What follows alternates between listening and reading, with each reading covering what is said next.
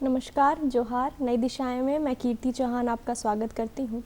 कहते हैं कि मानवता आप सच्ची तरीके से नहीं दिखा सकते हैं जब तक आप पशुओं से प्रेम ना करें। हम इस बात को जब प्रकृति के संदर्भ में समझते हैं तो हम प्रकृति को सिर्फ पेड़ और पौधों बस इतना तक ही सीमित रखते हैं, बल्कि इनमें जीव जंतु सब कुछ आते हैं। शायद यही वजह है कि हिंदू माइथोलॉजी में इतने सारे देवी देवताओं के वाहनों के तौर पर इतने सारे पशु पक्षियों को चुना गया। पर आज इस आधुनिकता की दौड़ में ह्यूमन काइंड ने जैसे इस पूरे धरती को कस्टमाइज़ करने की होड़ मचा रखी है। हर चीज़ हमें अपने हिसाब से चाहिए और इसके वजह से हमने अपने साथी जीवों का बहुत नुकसान किया है, और इसलिए इस विषय पर अवेयरनेस की बहुत ज़रूरी है। और यही काम करते हैं हमारे आज के मेहमान रमेश कुमार महतो जी, जो कि एक वाइल्ड लाइफ कंजर्वेशनिस्ट हैं और एक स्नेक एक्सपर्ट भी हैं, और आज इस विषय पर हमारे साथ चर्चा करने के लिए मौजूद हैं। नमस्कार सर, बहुत बहुत स्वागत है आपका हमारे कार्यक्रम में। नमस्कार, जोहार। जैसा कि आपने कहा, लोग पर्यावरण को लेकर के, प्रकृति को लेकर के केवल पेड़ पौधे के बारे में बात करते हैं, फिर उनको चाहते हैं कि इसी को प्रमोट करें, इसी को पेड़ लगाने से हमारा पर्यावरण अच्छा हो गया जी। लेकिन जाने अनजाने रोज़ मतलब हम किसी न किसी रूप में अपने आप को आगे बढ़ाने के लिए, विकास को आगे ले जाने के लिए हम कहीं ना कहीं प्रकृति को हर एक क्षण उसका मतलब नाश करते जा रहे हैं। और केवल पेड़ लगाने से या फिर पेड़ का संरक्षण करने मात्र से ही ये नहीं हो पाता, ठीक है, ये बचेगा नहीं। तो सबसे पहले तो बात करें सर, तो क्योंकि आप एक वाइल्ड लाइफ कंजर्वेशनिस्ट हैं, तो ये काम आप कब से कर रहे हैं और इस काम में क्या कुछ करना पड़ता है आपको? देखिए, चूँकि हॉबी बचपन से रहा है, जीव जंतुओं से, पेड़ पौधों से लगाव हमेशा से रहा, तो मतलब बचपन से लगा हुआ हूँ इसमें, ठीक है। लेकिन जब से होश संभाला तब से जीव जंतु को बचाना, फिर पेड़ लगाना, इतना अपने जीवन काल में मतलब इतना पेड़ लगाया, मुझे काउंटिंग तो याद नहीं, मैं काउंट करके भी नहीं किया काम। फिर भी मतलब बहुत प्रोफेशनल तरीके से 2012 के बाद से मैंने ये काम को संभाला और पूरी तरह से अपना जीवन को वन्य जीव को समर्पित कर चुका हूँ जी। जब हम वाइल्ड लाइफ की बात करते हैं तो जानवरों की, पशुओं की हमारे प्रकृति में कितना इम्पोर्टेंस है, ह्यूमन बीइंग के एग्जिस्टेंस के लिए इसका कितना महत्व है? देखिए, जैसे हमारे लिए सांस या फिर प्राणवायु का होना जितना आवश्यक है, उतना ही प्रकृति के लिए वन्य जीव, पेड़ पौधे सबका होना उतना आवश्यक है। अगर वे नहीं रहेंगे तो प्रकृति का कोई महत्व ही नहीं रह जाएगा, ठीक है। और हम इनसे खुद को अलग नहीं कर सकते। जैसे कि हम लोग कभी चाह भी ले कि हमको कोई फ़र्क नहीं पड़ता किसी इंसान से, किसी वस्तु से जिसको हमने बनाया, ठीक है, उससे हमको फ़र्क नहीं पड़ सकता, ठीक है। लेकिन जो वन्य जीव है, प्रकृति है, उससे अगर हम बोलें कि हमको कोई फ़र्क नहीं पड़ता, हम उससे मुंह मोड़ ले, ये मतलब असंभव है, ऐसा हो नहीं सकता, ठीक है। हम लोग किसी न किसी रूप से उसको बचाएंगे तभी खुद को बचा पाएंगे। प्रकृति को बचाना मतलब खुद को बचाना जी।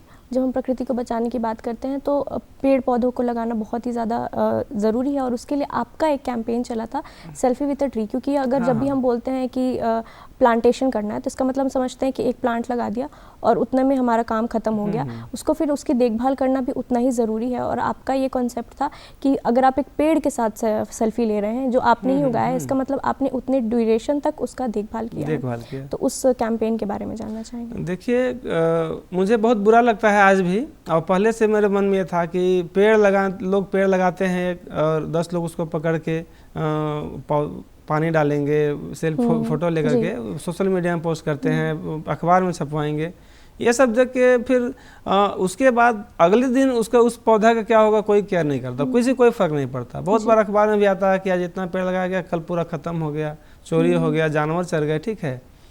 तो पेड़ लगाना मतलब उसको अपना बच्चे की तरह उसका पालना होता है, उसको देखभाल करने की आवश्यकता होती है, ठीक है। तो मेरा ये कैंपेन था कि, और आज भी मैं हमेशा से इसमें तत्पर रहता हूँ, मैं कोशिश नहीं करता कि 10 पेड़ लगाएंगे तो एक बच जाएगा, लोग बोलते हैं, लेकिन ये नहीं, मैं 10 लगाऊंगा तो 10 का 10 बचना चाहिए, ठीक है। अगर किसी कारणवश अगर एक पौधा मर जाए तो उसको रिप्लेस करके फिर से उसको हम 10 का काउंटिंग कम नहीं होने देंगे, ठीक है। वो मेरी जिम्मेवारी है। तो जब पेड़ बड़ा हो जाता है, मैक्सिमम 3 साल आप केयर करिए कोई पेड़ पौधा का, तो आराम से इतना बड़ा हो जाए कोई जानवर उसको नुकसान नहीं पहुंचा पाएगा। तो 3 साल के बाद 3 साल के बाद जब उसको फोटो लेकर के उसके साथ सेल्फी लेकर के डालिएगा सोशल मीडिया में या फिर अखबार में डालिए, तब आपको लगेगा कि कुछ जो देखेगा तो कहेगा हाँ भाई इसने पेड़ लगाया, तो ये इतना बड़ा कर पाया और इतना मतलब क्या कर सकते हैं कि अब उसको कोई नुकसान नहीं होगा। आपके लिए पॉजिटिव लोग ज़्यादा सोचेंगे, ना कि केवल एक पौधा लगा के फ़ोटो ले जाए। आजकल सब समझते हैं कि नहीं केवल ये सेल्फी लेने के लिए ही केवल लगाया जा रहा है, बाकी से कोई महत्व है नहीं। ठीक है। आपके इंट्रोडक्शन में मैंने शुरुआत में कहा कि आप एक स्नेक एक्सपर्ट भी हैं, तो हाँ, आपसे जानना चाहेंगे कि हमारे झारखंड राज्य में कितने तरीके के सांप मिलते हैं, उनमें से जहरीले कौन कौन से हैं? देखिए, पूरा सांप को जब बात करता हूँ तो पूरा वैश्विक परिवेश में करीब 3000 से भी ज़्यादा सांप हैं। ठीक है, जो कि पानी में और ज़मीन में रहते हैं, पेड़ पौधों में भी रहते हैं सांप बहुत सारे। भारत में उनमें से लगभग 300 से अधिक प्रजाति के भारत में सांप पाए जाते हैं, और झारखंड में अभी तक करीब 27 प्रजाति का सांप का मतलब खोज किया गया है, और भी अन्य हैं सांप, और उसमें से 4 या 5 सांप ही विषैले हैं, बाकी सब विषहीन सांप हैं यहाँ पे। ठीक है, तो ज़्यादा दिक्कत नहीं है। कुछ कुछ सांप हैं जो कि मतलब पूरे भारतवर्ष में हर एक जगह मिलते हैं, कॉमन है। ठीक है, लेकिन वो विषैले हैं और थोड़ा सा उनसे नुकसान पहुँच सकता है। ठीक है, जान जा सकता है, का सांप काटने से जान जाता नहीं है। ठीक है जी। हमारा जो भारतवर्ष है इसको हम स्नेक बाइट कैपिटल कहते हैं, क्योंकि यहाँ पर सबसे ज़्यादा सांप काटने के जो केसेस हैं वो मिलते हैं, और इसलिए इस विषय में अवेयरनेस की बहुत ज़रूरत है। तो आपसे जानना चाहेंगे कि क्या कुछ प्रिकॉशंस लेना चाहिए जब अगर किसी को भी स्नेक बाइट होता है तो? देखिए, स्नेक बाइट होता कम है और लोग बताते ज़्यादा हैं। ठीक है, पहली बात, सांप काटने को लेकर के सांप आज के परिप्रेक्ष्य में अगर बात किया जाए तो सांप को लेकर के जितना अंधविश्वास है उतना किसी चीज़ को लेकर के नहीं है। सांप ऐसा जीव है, उसको लेकर के पढ़े लिखे लोग हैं, अनपढ़ हैं, सब उसके बारे में मतलब माइथोलॉजी में ही चलते हैं। ठीक है, कि सांप काट लिया, सांप को देखते हैं केवल, बोलते हैं कि सांप कहीं देख लेंगे और दौड़ के भागेंगे, बोले सांप को दौड़ा रहा था। ठीक है, सांप दौड़ाता नहीं है। लोग बोलते हैं सांप हमको, खुद दौड़ के भागते हैं, बोलते हैं सांप हमको दौड़ा रहा था। अगर कहीं सांप अगर स्पर्श कर गया शरीर को, सीधे बोलेंगे नहीं काट लिया, कहीं निशान कुछ नहीं मिलेगा। सांप यदि मतलब जब तक काट न ले, काटने के बाद जब तक उसका जो विष है आपके अंदर नहीं प्रवेश करे, आपको कुछ नहीं होगा। सांप के छूने से, उसका स्पर्श से या फिर देखने से कुछ नहीं, कोई दिक्कत नहीं, कुछ होता नहीं। ठीक है, सांप यदि काट ले तो मतलब अगर उसके बावजूद भी मैक्सिमम केस क्या होता है सांप काटने में कि सांप स्वभाव से शर्मीला जीव है। ठीक है, जनरली कभी दिखाई नहीं देता, वो हमेशा छुपता रहता है। उसका 2 कारण है, एक वो शर्मीला जीव है, दूसरा दुनिया में जितने भी जीव हैं सबसे अधिक प्रीडेटर सांप के ही हैं, मतलब वो सबसे अधिक शिकारी। सांप को आदमी से भी नुकसान है, हमसे आपसे भी नुकसान है, डरता है वो।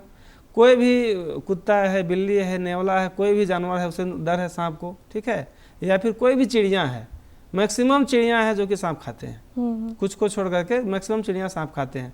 तो चिड़िया से, आदमी से, हर जानवर से खुद को बचाना होगा तो छुप के ही स्वभाव, तो छुप के चलेगा वो। ठीक है, तो छुप के ही चलता है। उसके बावजूद भी कभी कभी जैसे जितना हम लोग डेवलपमेंट हो रहा है तो कहीं ना कहीं कॉन्फ्लिक्ट होता रहता है मानव और सांप का, तो उसका अगर कभी उसमें पैर पड़ जाए, ठीक है, तो काट लेगा, अनायास ऐसे अदरवाइज नहीं काटता वो सांप। तो काटने के बाद यही कि आप आराम से, आपको जैसे सांप काट ले तो घबराने की बात नहीं है। सांप काटने का मतलब ये नहीं होता कि इंसान की मृत्यु, सांप काटने का मतलब होता है कि आप एक पेशेंट हो गए बस, और कुछ नहीं। पेशेंट है और आपके पास काफ़ी समय है, ऐसा नहीं कि सांप काटा और 2 मिनट के अंदर आपका डेथ हो गया। अगर मैक्सिमम केस में देखा जाता है कि जब पोस्टमार्टम होता है तो 95% केसेस में क्या होते हैं कि स्नेक बाइट का जो केस होता है नॉन वेनमस सांप थे और हार्ट अटैक से, कार्डियक अरेस्ट से लोग डर के मारे मर गए। सांप का विष का कोई उसमें रोल था ही नहीं। तो सांप को जो डर है, उसको डर को अंदर मन से निकालिए कि ऐसे काटने से कुछ नहीं होगा, नॉर्मल चीज़ है। हो सकता है कि आपको विषहीन सांप ने काटा हो, जिसमें कोई जहर मतलब विष हो ही नहीं, वो काट लिया आपको और आप डर के मारे मर गए, तो क्या फ़ायदा हुआ। तो अंदर से डर को निकालिए। सांप काटने से कभी नहीं मरता लोग। और आज अब तो सरकार मतलब इस वर्ष सरकार को मैं शुक्रिया अदा करना चाहता हूँ कि सरकार बृहद पैमाने पर जो स्नेक बाइट, जो एंटी वेनम होता है, पॉलीवेनम होता है, जो दवा है सांप काटने का, जो इलाज है, वो सुदूरवर्ती हर एक गाँव में तक पहुँचाया सरकार इस बार। हर एक, इससे पहले क्या जिला के सदर अस्पताल में उपलब्ध होती थी दवा, लेकिन इस बार ब्लॉक स्तर पर भी सरकार उसको मुहैया कराई है दवा, और इसमें कुछ रोकथाम हुआ है। जी, हम सांपों की बात करें तो बहुत सारे बेनिफिशियरी भी चीज़ें होती हैं सांपों को लेकर के, जैसे कि किसानों के संदर्भ में अगर बात करें तो किसान और सांप को हम कहते हैं कि सांप किसानों का मित्र होता है। हाँ। और हमारे काफ़ी दर्शक ग्रामीण बैकग्राउंड से भी हैं, तो उनके लिए भी इस विषय पर अगर आप प्रकाश डालेंगे तो बहुत अच्छा रहेगा। तो ये जो रिलेशनशिप है स्नेक और फार्मर्स का, इसको अगर आप बताना चाहें। देखिए, सांप, कुछ कुछ सांप हैं जिनको सीधा तौर पे किसान का मित्र कहा जाता है डायरेक्टली, और इनडायरेक्टली हर एक सांप मतलब किसान का मित्र है, क्योंकि सांप का सबसे पसंदीदा भोजन है चूहा। कोई भी सांप हो, ठीक है, कुछ सांप को छोड़ करके मैक्सिमम सांप का भोजन है चूहा। और चूहा का, सांप ऐसा जीव है कि अपना शिकार का गंध बहुत दूर से पहचान सकता है वो। हमको या फिर आपको या फिर कोई जंगली जानवर हैं उनको उतना गंध महसूस नहीं होता, लेकिन सांप को अपना मतलब शिकार का गंध महसूस होता है, वो दूर से ही ढूंढ लेते हैं अपने शिकार को। और चूहा क्या है, किसान का सबसे अधिक सब नुकसान पहुंचाने वाला जीव है। अगर अब सर्वे देखिएगा, FCI का सर्वे देखिएगा, तो चूहा एक साल में किसान का लगभग 30% अनाज का मतलब सफाया कर देते हैं जी। तो उस वैसा जगह में सांप क्या है कि चूहा का आबादी को कंट्रोल करके किसान को अप्रत्यक्ष और प्रत्यक्ष रूप से बचाता है जी। इसीलिए सांप को किसान का मित्र कहा जाता है। और किसान जो समझदार है सांप को मारते भी नहीं। बहुत जगह में तो ऐसा है कि सांप को पूजा जाता है कि मतलब कम से कम सांप को, मैथोलॉजी ही सही, लेकिन सांप को मतलब बचाने का इसमें योगदान है जी। आपकी जो सेवा काल रही है उसमें आपने बहुत सारे दुर्लभ जीव जंतुओं की भी रेस्क्यू की है, तो कौन कौन से दुर्लभ जीवों की आपने रेस्क्यू की, उस विषय में जानना चाहेंगे? देखिए, सांप तो खैर मुझे पहचान दिलाया इस क्षेत्र में, लेकिन मैं लगभग झारखंड में जितने भी वाइल्ड स्पीसीज हैं लगभग सबका रेस्क्यू मतलब या तो प्रत्यक्ष रूप से किया हूँ या फिर विभाग के साथ में मिल करके उसमें सहयोग दिया हूँ, ठीक है जी। तो सबसे जो दुर्लभ अभी है यहाँ पर जो मेरे द्वारा रेस्क्यू किया गया, वो करीब 2 साल पहले एक पेंगोलिन का रेस्क्यू था, जो बजरकीट जिसको बोलते हैं हिंदी में जी।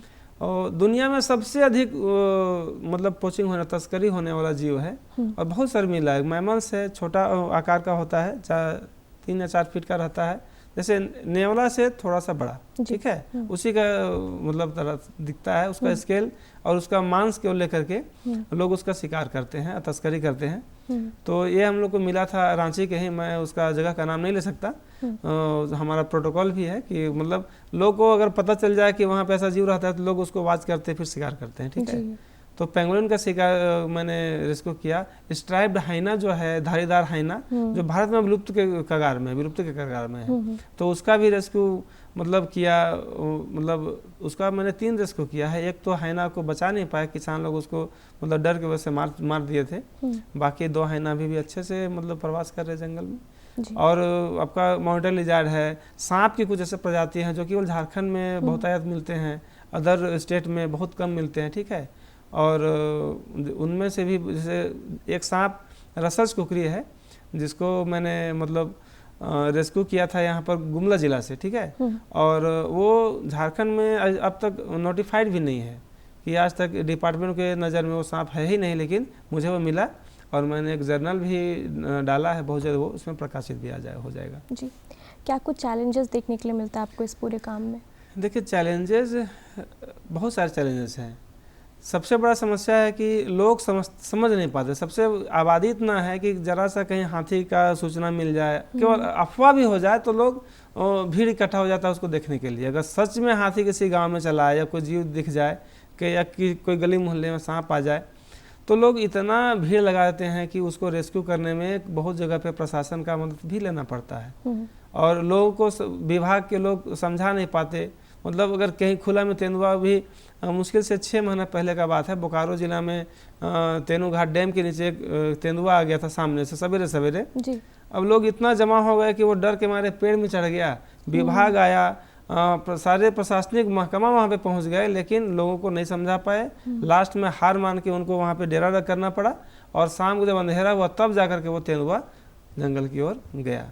ये सब आम बात है, लेकिन फिर भी अपना काम को आगे बढ़ा रहे हैं। और समझदारी होते होते लोग समझते हैं बाद में, लेकिन एट ए टाइम तो खैर थोड़ा सा मेहनत करना पड़ता है। और परिवार से भी आपको सपोर्ट परिवार से पर सपोर्ट ठीक है। शुरुआत में दिक्कत होता था सांप को लेकर के कि कोई माँ या पिताजी नहीं चाहते कि मेरा बच्चा जहरीले सांपों के साथ मतलब काम करे, लेकिन जब बाद में समझ में आया कि नहीं, इसको मतलब बचाने के लिए कर रहे हैं। फिर सबसे बड़ी बात है कि बचाना, और मैं शो ऑफ करने के लिए नहीं करता कभी भी। मेरा आज तक कोई भी ऐसा, सोशल मीडिया में एक भी ऐसा कोई फोटोग्राफ आपको नहीं मिलेगा, या फिर कोई नहीं बोल सकता कि मैं रिस्क लेकर काम कर रहा हूँ या फिर शो ऑफ करने के लिए काम करता हूँ। हमको तो उसका फोटो से मतलब नहीं होता, मतलब यही पता, मतलब मुझे चाहिए कि उसका जान बच जाए सेफली, और उससे पहले मैं सुरक्षित रहूँ। तो ये जब सब बात घर वाले समझ पाए तो उसके बाद दिक्कत नहीं हुआ मुझे। जी।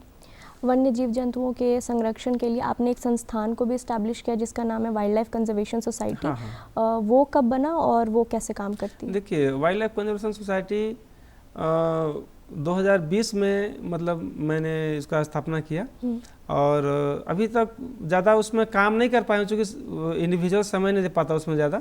उसमें टीम है झारखंड से, झारखंड के बाहर के भी लोग हैं कुछ, जैसे झारखंड में अच्छे अच्छे लोग हैं हमारे स्नेक्स जो काम करते हैं, टीम मेंबर हैं एक बंगाल के नारायण प्रमाणिक भी हैं, स्नेह शुभम, पन्नालाल जी जो बर्डमैन है, ठीक है, आपका जो कल्प तरु मित्र हैं मेहुल, ठीक है, ये सब सारे जो टीम है हमारा मिल करके काम करता है कहीं भी।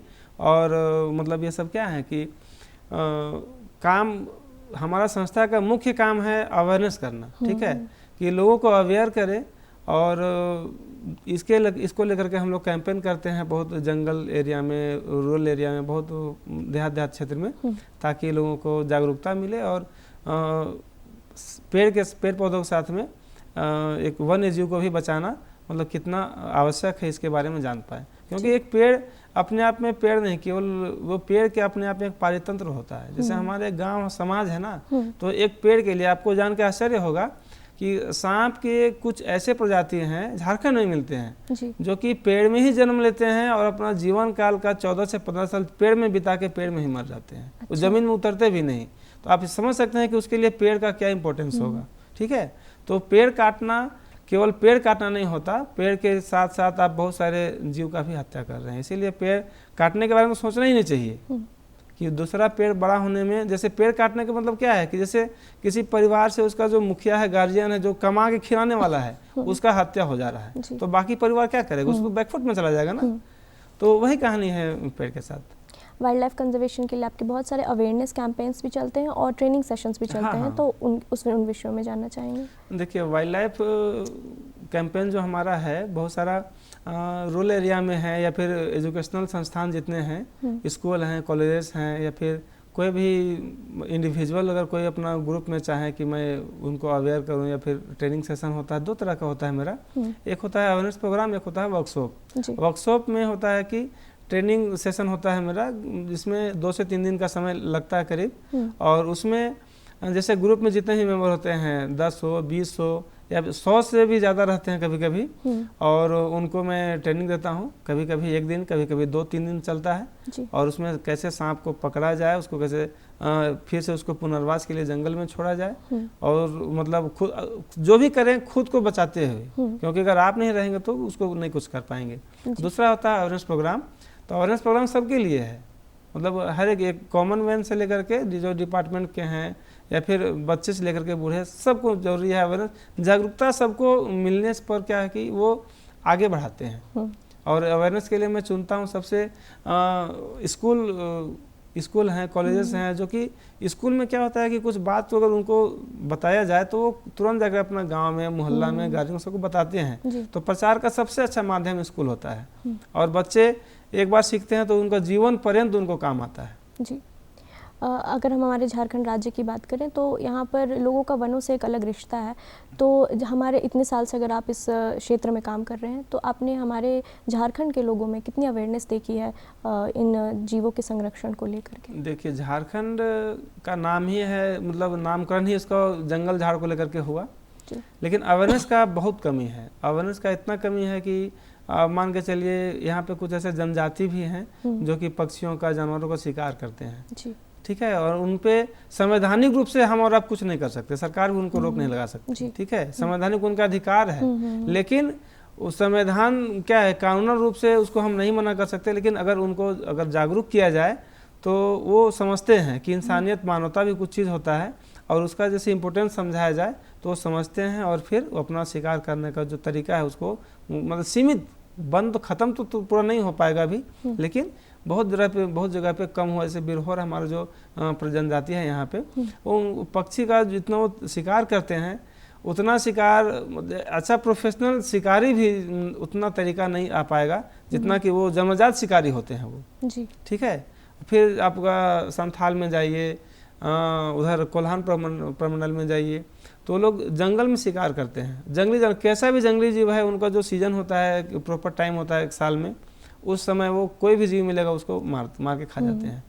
तो बहुत जगह पे मैंने अवेयरनेस का प्रोग्राम किया तो उससे फ़ायदा ही मिला कि वो लोग मतलब कुछ मतलब सीमित क्षेत्र में कि मतलब कम हुआ शिकार, मतलब जान गए इसको हमारा पर्यावरण के लिए ज़रूरी है, इसको बचाना ज़रूरी है, इसका क्या उपयोग है, ठीक है। या फिर इसको खाने से बहुत जगह पे क्या होता है कि इसको खाना आपके नुकसानदेह भी हो सकता है, ठीक है। तो ये बात भी समझने के बाद फिर लोग थोड़ा मानते हैं जी। बहुत सारे जनजीव होते हैं जिनको कि लोग अंधविश्वास के कारण भी, एक तो रीज़न ये भी होता है कि अंधविश्वास के कारण भी उनको मार देते हैं। तो इन अंधविश्वासों को, इन रूढ़िवादियों को तोड़ने के लिए आपके पास क्या कुछ उपाय है? देखिए, उपाय एक ही है। अंधविश्वास को दूर करने के लिए आप शिक्षा, जागरूकता और जितना भी वाइल्ड लाइफ है, अगर आप वाइल्ड लाइफ के लिए हम अवेयरनेस करना चाहते हैं तो उसके लिए हम एकदम नज़दीक से उसको करीब से देखें, जितना करीब से देख पाएँ मतलब बार बार देखिए। जैसे हमारा चिड़ियाघर है, ठीक है, रांची में चिड़ियाघर है, झारखंड में और भी 1-2 जगह बोकारो में है, टाटा में है। तो लोग अगर वहाँ पे जाएं, बार बार वन्य जीव को देखें तो उसके लिए वहाँ पे जीव के साथ में बहुत सारा उसका लिखा हुआ रहता है, बोर्ड में लिखा हुआ रहता है कि उसका खाना क्या है, हैबिटेट क्या है, इसका इम्पोर्टेंस क्या है, तो लोग उसको समझ पाएंगे और उसके बाद अवेयरनेस उसका फिर बढ़ेगा।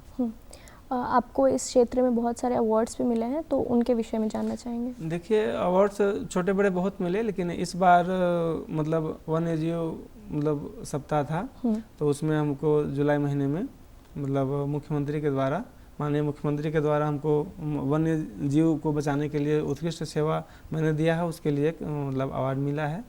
और उनके लिए मतलब मुझे यकीन भी नहीं था कि मतलब मेरा काम को इतने लोग ऑब्जर्व करते हैं बाहर से। मतलब जो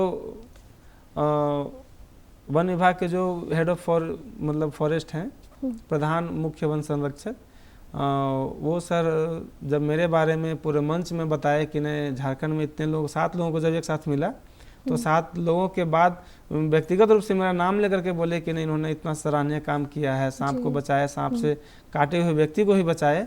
तो अच्छा लगा कि मतलब हम जो काम कर रहे हैं मतलब लोग मतलब बड़े अधिकारी हैं, संबंधित विभाग है, वो आप पे नज़र रखे हुए है और आपके काम को सराहना भी देता है, तो ये अच्छा लगता है। और ये अवार्ड है या फिर जो प्रोत्साहन है, ये सब एक नया ऊर्जा प्रदान करता है, काम को लगता है कि और ऊर्जा के साथ इसमें करें। आप बता रहे थे कि एक्सकर्शन का जो है बहुत वैल्यू होता है छोटे बच्चों में, जैसे कि अगर हम बहुत सारे टूरिस्ट प्लेसेस में जूलॉजिकल पार्क्स वगैरह बना दें तो क्योंकि वहाँ पे लोग ऑलरेडी आ रहे हैं, एक तरीके से वो शिक्षित भी हो पाएंगे क्योंकि जूलॉजिकल पार्क में वो जानवरों को उनके हैबिटेट में भी देखेंगे। और आपका भी एक सपना है कि आप चाहते हैं कि आप बहुत सारे स्नेक हाउसेस का क्रिएशन करें, तो उसके विषय में जानना चाहेंगे। देखिए, झारखंड में पर्यटन को लेकर के सरकार भी बहुत चिंतित है और बहुत अच्छे से काम भी कर रही है। और पर्यटन के साथ मैं चाहूँगा कि पर्यटन क्या होता है कि डेवलपमेंट, पर्यटन को लेकर के रेवेन्यू को सरकार को बहुत सारे मिलते हैं और उसको लेकर के सरकार बहुत मतलब काम भी करती है। तो पर्यटन के साथ में अगर वाइल्ड लाइफ अवेयरनेस आ जाए तो हमारा जो पर्यटन स्थल है वो भी सुरक्षित रहेगा और सरकार को इससे रेवेन्यू भी मिलेगा। तो उसको क्या है कि पर्यटन, जैसे झारखंड में बहुत अच्छे अच्छे स्पॉट हैं, पतरातू वैली हो गया, नेतरहाट है, पारसनाथ पहाड़ी है, ठीक है।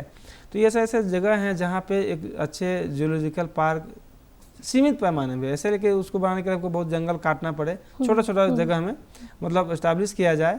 लोग मतलब जैसे अंधविश्वास है सांप को लेकर के बहुत ज़्यादा, तो सांप के स्नेक हाउस ही बना दिया जाए, ठीक है। सरकार को रेवेन्यू भी मिल जाएगा, प्लस लोग उससे अवेयर भी होंगे, ठीक है। और ये सब जैसे वाइल्ड लाइफ जितने इश्यू होते हैं, कॉन्फ्लिक्ट होते हैं, वो अधिकतर रूरल एरिया में होते हैं, तो उनसे लोग करीब जुड़ भी पाएंगे। जैसे अब लातेहार में पड़ता है, रांची में जो जू में स्नैक हाउस है वहाँ से कोई लोग यहाँ पे नहीं आ पाएगा देखने के लिए, लेकिन वहाँ पे नेताहार सामने है, जाकर देख सकता है, ठीक है।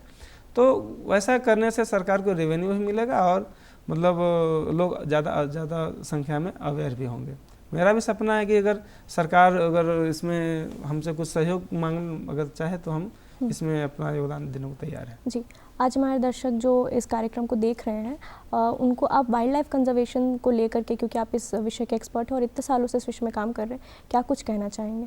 देखिए, सबसे बड़ा बात तो वन्य जीव वाइल्ड लाइफ को लेकर के हमारा मन में अगर वर्ड आता है कि वाइल्ड लाइफ, तो वाइल्ड लाइफ का मतलब हम लोग केवल समझते हैं कि जीव जंतु, और वही बड़े बड़े जीव जंतु, हाथी है, बाघ है, ठीक है, चीता, ये सोचते हैं कि वाइल्ड लाइफ। लेकिन वाइल्ड लाइफ केवल जंगल में नहीं है। आप जिस जंगल से लेकर के शहर, आपका गली मोहल्ला इवन तक, आपका जो बेडरूम है जहाँ आप सोते हैं, वहाँ जंगल से करके वहाँ तक आपका बेडरूम तक वाइल्ड लाइफ का पूरा फैलाव है, ठीक है। तो आप हमेशा वाइल्ड लाइफ को बचाने का प्रयास करिए। बेडरूम कहने का मतलब जैसे आपका कुछ बेडरूम में ज़्यादा सोने के लिए जाते हैं तो वहाँ कहीं छिपकली देख लिए, कुछ जंगली जीव देख लिए, ठीक है। तो कॉकरोच छिपकली भी वाइल्ड लाइफ का एक हिस्सा है। तो क्या कहने का मतलब, आप उसको बचाइए और उसको लेकर के मतलब जितना हो सके आप पेड़ पौधा लगाइए। वन्य जीव का अगर आप लगता है कि दिक्कत है कि इसको संरक्षण का हम कैपेबल नहीं है, तो समझ लीजिए विभाग है, वन विभाग है, आपातकालीन नंबर है, 100 नंबर डायल करिए, आपको कहीं ना कहीं से हेल्प मिल जाएगा, आपको मदद मिल जाएगी और आप उसको बचाने में अपना योगदान। जैसे सांप को बचाने के लिए सबसे बड़ा थैंक यू के पात्र वही है जो सांप के जो पहला कॉल करते हैं। थैंक यू सर, बहुत बहुत शुक्रिया हमारे साथ जुड़ने के लिए और इस विषय पर इतने विस्तार में सबको समझाने के लिए। इसी तरीके से हम हर हफ्ते अलग अलग मेहमानों से बातचीत करते हैं जो सामाजिक, राजनीतिक या आर्थिक फील्ड में किसी न किसी तरीके से बदलाव लाने के लिए प्रयासरत हैं। आज के लिए बस इतना ही। हमारा आज का जो ये कार्यक्रम है वो आप दूरदर्शन के यूट्यूब चैनल DD झारखंड पर जाकर के देख सकते हैं। इसके अलावा अब हम टाटा स्काई पर भी आ चुके हैं, तो आप हमें 1145 चैनल नंबर पर वहाँ पर देख सकते हैं।